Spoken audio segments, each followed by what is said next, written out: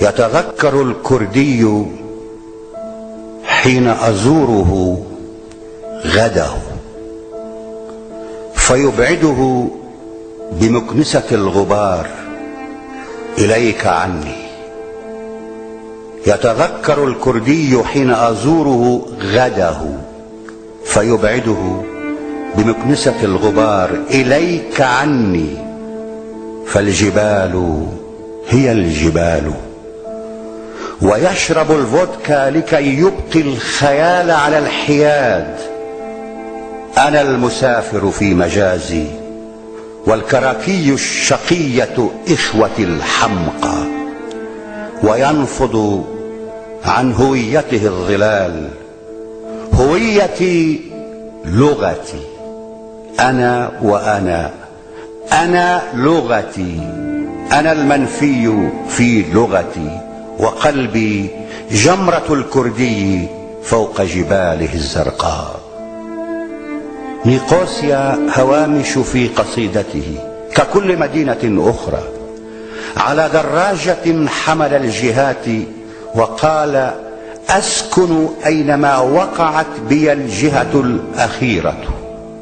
هكذا اختار الفراغ ونام. لم يحلم بشيء منذ حل الجن في كلماته. فالحالمون يقدسون الأمس أو يرشون بواب الغد الذهبي. لا غد لي ولا أمس، الهنيهة ساحة البيضاء. منزله نظيف مثل عين الديك، منسي كخيمة سيد القوم الذين تبعثروا كالريش.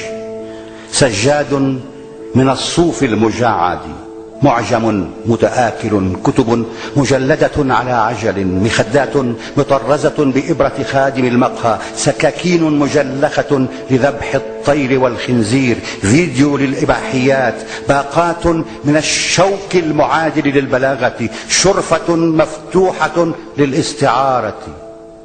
ها هنا يتبادل الأتراك والإغريق أدوار الشتائم. تلك تسليتي وتسلية الجنود الساهرين على حدود فكاهة سوداء. ليس مسافرا هذا المسافر كيفما اتفق. الشمال هو الجنوب، الشرق غرب في السراب، ولا حقائب للرياح ولا وظيفة للغبار. كأنه يخفي الحنين إلى سواه فلا يغني. لا يغني حين يدخل ظله شجر الأكاسيا أو يبلل شعره مطر خفيف، بل يناجي الذئب يسأله النزال: تعال يا ابن الكلب نقرع طبل هذا الليل حتى نوقظ الموتى، فإن الكرد يقتربون من نار الحقيقة ثم يحترقون مثل فراشة الشعراء. يعرف ما يريد من المعاني، كلها عبث، وللكلمات حيلتها لصيد نقيضها عبثا. يفض بكارة الكلمات ثم يعيدها بكرا إلى قاموسه، ويسوس خيل الأبجدية كالخراف إلى مكيدته، ويحلق عنة اللغة. انتقمت من الغياب، فعلت ما فعل الضباب بإخوتي، وشويت قلبي كالطردة. لن أكون كما أريد، ولن أحب الأرض أكثر أو أقل من القصيدة. ليس للكردي إلا الريح، تسكنه ويسكنها، وتدمنه ويدمنها، لينجو من صفات الأرض والأشياء.